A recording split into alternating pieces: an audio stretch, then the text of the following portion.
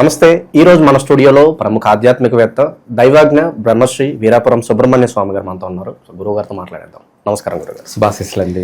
గురుగారు, విశేషంగా అక్టోబర్ మాసం అనేది సింహరాశి వాళ్ళకి ఏ విధంగా కలిసి రాబోతుంది? ఓవరాల్గా వీళ్ళు ఎలాంటి జాగ్రత్తలు తీసుకోవాలి? చాలా మంచి విషయం అడిగారు.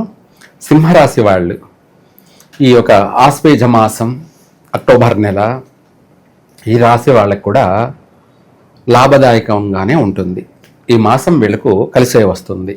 సింహరాశి వాళ్ళకి మామూలుగా ఈ రాశిలో వాళ్ళకి పాపం చాలామంది ఎక్కువ శాతము అంటే ఒక్కొక్కరు కొన్ని విషయాలలో జీవితకాలం అన్నట్టుగా కష్టాలు నష్టాలు పడుతున్నారు. అంటే కొన్ని విషయాల్లో కొంతమంది వివాహ సంసార జీవితాల్లో అయితే, కొంతమందికి ఆర్థిక విషయాలలో అయితే, ఎక్కువ శాతం కొంతమందికి ఆరోగ్య విషయాలలో అయితే, ఒకటి పోతే ఒకటి అన్నట్టుగా, ఏమిటి ఒకటి పోతే ఒకటి అన్నట్టుగా ఇంకా కూడా అటువంటి సమస్య ఉన్నప్పటికీ మాస ప్రకారంగా మాసవారి ఫలితాలలో చూసుకుంటే ఆర్థిక పరంగా అష్టదరిద్రాలతో బాధపడుతున్నటువంటి వాళ్ళు ఈ ఎర్ర పూలతో, ఇందాక మనం చెప్పుకున్న అమ్మవారికి పూలను సమర్పిస్తూ ఎర్ర పూలని, అవి గులాబీ పూలు కావచ్చు, మందార పూలు కావచ్చు, లేదా ఏదైనా సరే ఎర్ర పూలు అయినా సరే వీటిని సమర్పిస్తూ ఓం ఐం హ్రీం శ్రీం క్రీం యక్షాయ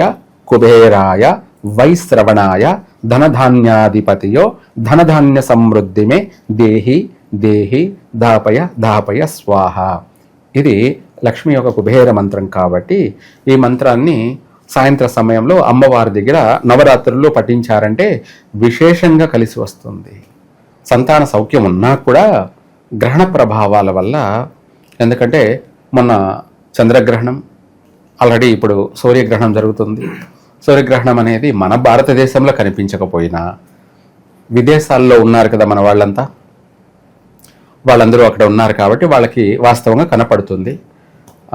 విదేశాలలో చూసుకుంటే కోట్ల మంది ఉన్నారు మన తెలుగు వాళ్ళందరి కోసమై వాస్తవంగా చెప్పాలి కాబట్టి సంతాన విషయంలో జాగ్రత్త ఉండాలి.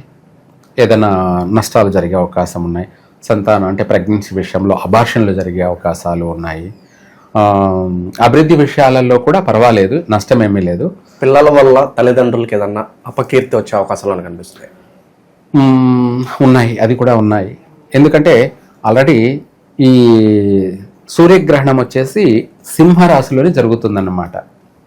ఈ సింహరాశి వాళ్ళకి సింహరాశిలోనే జరుగుతుంది కాబట్టి ఈ యొక్క గ్రహణ ప్రభావం అనేది అధికంగా ఉంది అన్నమాట, నెగిటివ్. దానివల్ల ఏంటంటే సంతాన విషయాల్లో పిల్లలకి ఏదైనా సరే లోటుపాట్లు, అవయవ లోపాలు కలిగే అవకాశం ఉంది, లేదంటే నష్టం జరిగే అవకాశం ఉంది, లేదంటే పిల్లలు సింహరాశి వాళ్ళైతే ఆ పిల్లల వల్ల తల్లిదండ్రులకి కాస్త పరువు ప్రతిష్టలకి సంబంధించి భంగం వాటిల్లే అవకాశం ఉంది. కొన్ని విషయాలలో ఇలా ఉంది. అభివృద్ధి విషయాలలో ఎప్పటి నుంచో పెండింగ్ పడినటువంటి పనులన్నీ కూడా ఈ మాసంలో పూర్తి చేస్తారు, కూడా అభివృద్ధి చెందుతారు. విదేశీయాన యోగం గురించి ప్రయత్నాలు చేసుకునే వాళ్ళు చేసుకోవచ్చు. అక్కడ వెళ్ళి స్థిరపడతారు, చక్కగా కలిసి వస్తుంది. ఆ కోరిక కూడా నెరవేరుతుంది. ఇదే కాకుండా కుటుంబ సభ్యుల యొక్క సహాయ సహకారాలు కూడా అందుతాయి. కుటుంబ సఖ్యత సౌఖ్యము కలుగుతుంది. వీళ్ళతో పాటు ఇరుగు పొరుగు వాళ్ళు కానీ, స్నేహితులు కానీ, బంధువులు కానీ, వాళ్ళ వల్ల కూడా ఈ యొక్క రాశి వారికి సహాయ సహకారాలు అందే అవకాశం ఉంది. అంటే మాట సహాయం కావచ్చు, ఆర్థిక సహాయం చేయలేకపోయినా మాట సహాయమైనా అందుతుంది. ఇంకా ఆర్థిక సహాయం కూడా సహకారాలు కూడా అందే అవకాశం ఉంది. మాట సహకారమే ఎంతో అభివృద్ధి. మనము వాళ్ళు ధన సహాయం చేయకపోయినా పర్వాలేదు, కానీ మాట ఈ యొక్క సహాయం సహకారాలు ఏమవుతుందంటే వీళ్ళ యొక్క జీవితానికి సంబంధించినటువంటి అభివృద్ధిని కలగచేస్తుంది. అటువంటి విషయంలో ఈ మాసంలో ఎటువంటి ఇబ్బంది లేదు, డోకా లేదు. ఎవరైనా సరే సహాయపడతారు. అలా చక్కగా కలిసి వస్తుంది. ఇంకా కూడా ఈ రాశి వాళ్ళకి కొన్ని విషయాలలో బాగా అధికంగా ఒడిదుడుకులు ఉన్నప్పటికీ మాసవారి ప్రకారంగా చూసుకుంటే అనుకూలంగా ఉంది. ఈ యొక్క గ్రహణ ప్రభావాల ప్రకారంగా చూసుకుంటే కాస్త అవమానాలు, ఒడిదుడుకులు, ఆటంకాలు అనేటివి అధికంగా ఉన్నాయి. కాబట్టి వీళ్ళు వీరభద్రస్వామిని ఎవరు? సింహరాశి వాళ్ళు. వీరభద్ర స్వామిని ఎక్కడైనా సరే ఉన్నట్టయితే ఆయనను దర్శించడం కానీ, ఆ యొక్క వీరభద్ర స్వామి దేవాలయంలో ఒకరోజు నిద్ర చేయడం కానీ, లేదంటే ఆ స్వామి వారిని వెళ్ళి దర్శనం చేసుకొని రావడం కానీ, ఇది వీరభద్ర స్వామిని ఎప్పుడు దర్శనం చేసుకోవాలి అంటే ఆదివారం రోజు కానీ, లేదంటే మంగళవారం రోజు కానీ, లేదంటే శనివారం రోజు కానీ, ఈ యొక్క 3 రోజుల్లో ఏ రోజైనా కూడా ఆయనను దర్శనం చేసుకున్నా, లేదు అక్కడ నిద్ర చేసి వచ్చినా కూడా వీళ్ళ కష్టాలన్నీ కూడా వైదొలిగిపోతాయి. చక్కగా వైదొలిగిపోవడమే కాకుండా వీళ్ళకు రెట్టింపు బలం చేకూరుతుంది, ధైర్యం చేకూరుతుంది, రెట్టింపు బలము చేకూరుతుంది. ఏదైనా సరే చెయ్యాలి అన్న ఒక దృఢ సంకల్పం కలుగుతుంది. ఏదైనా చెయ్యాలంటే కలిసి రావాలి కదా, కలిసి రావడం కోసమై అక్కడ నిద్ర చేసి వస్తే కలిసి వస్తుందన్నమాట. అప్పుడు వీళ్ళకు కోరిక కలుగుతుంది, చెయ్యాలి, ఏదైనా సరే సాధించాలి, మనము కూడా 10 మందిలో బాగుపడాలి అని చెప్పి ప్రతి విషయంలో కూడా, ప్రతి రంగాలలో కూడా వీళ్ళకు ఒక నమ్మకం కలుగుతుంది. అదే విధంగా చేయడము జరుగుతుంది, స్థిరపడడం కూడా జరుగుతుంది చక్కగా. దీంతో పాటు ఈ గ్రహ బాధలన్నీ కూడా వైదొలిగిపోతాయి, గ్రహణ బాధలన్నీ కూడా వైదొలిగిపోతాయి, గ్రహ బాధలు వైదొలిగిపోతాయి. వీటితో పాటు నరదృష్టి నశించిపోతుంది. అంటే చెడు దృష్టి అనేది, నెగిటివ్ అనేది పోతుంది, పాజిటివ్ అనేది ఎనర్జీ కలుగుతుంది. చక్కగా ప్రతి రంగంలో కూడా రాణించగలుగుతారు. చదువుకునే విద్యార్థులకు అయితే బాగా రాణించగలుగుతారు. అధైర్యపడుతూ ఉన్నటువంటి వాళ్ళకి, జీవితం పైన విరక్తి చెంది భయపడుతూ ఉన్నటువంటి వాళ్ళకి మనోధైర్యం కలుగుతుంది. వీళ్ళు బాగుపడడం, 10 మందికి కూడా వీళ్ళు సహాయపడడం అనేది కూడా జరుగుతుంది. ఈ మాసంలో అన్ని విధాలా కూడా వీళ్ళకు కలిసే వస్తుంది. ఇంకా విశేషంగా ఎటువంటి దైవారాధన చేస్తే బాగుంటుంది అంటారు? ఇక మనకి విజయదశమి ఉంది, దీపావళి ఉంది, ప్రత్యేకంగా ఏదైనా పరిహారాలు చేసుకోవచ్చు అంటారా వీటిని వినియోగించి? మీరన్న విషయాల్లో మామూలుగా మనం నవరాత్రులు ఆల్రెడీ, ఈ నవరాత్రుల్లో మనం చెప్పుకున్నాం వీరభద్ర స్వామిని దర్శించమని. ఇంకా ఇంతకంటే మించి వేరే ఉండదు.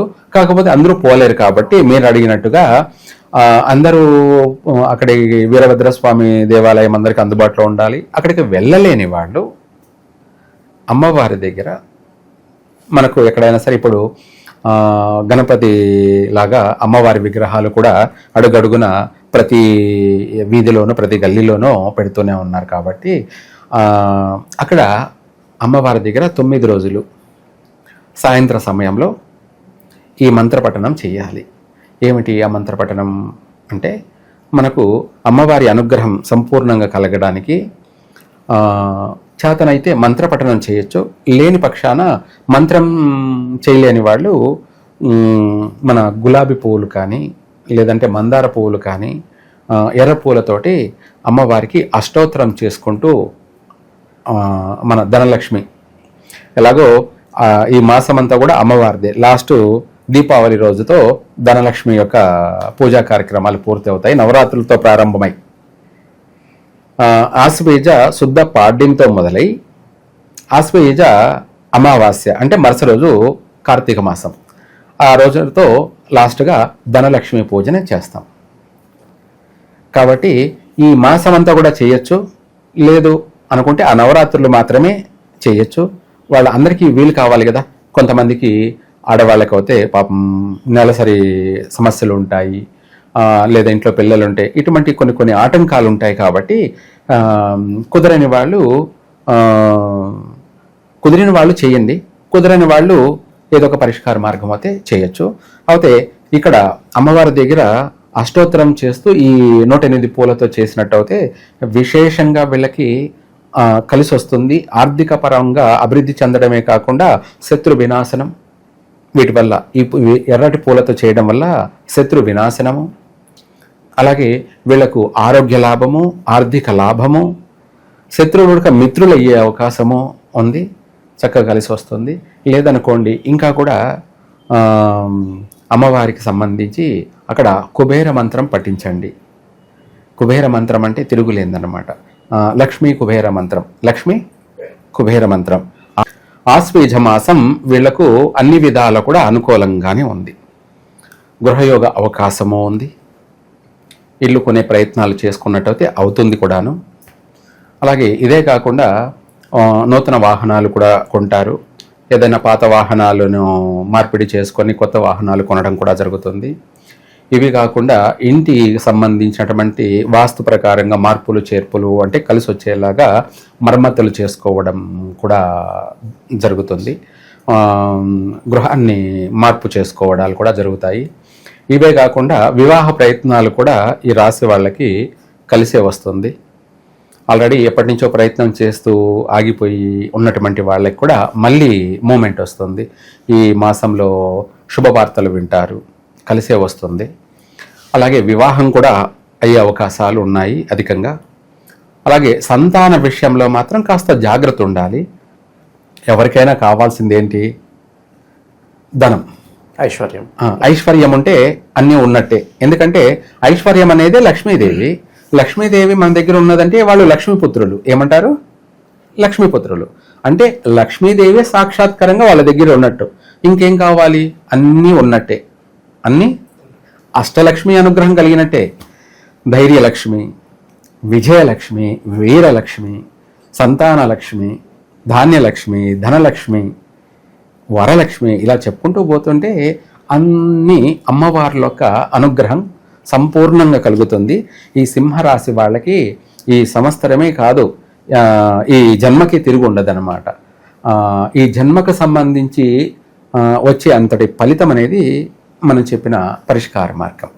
సర్వే జన సుఖినో భవంతు.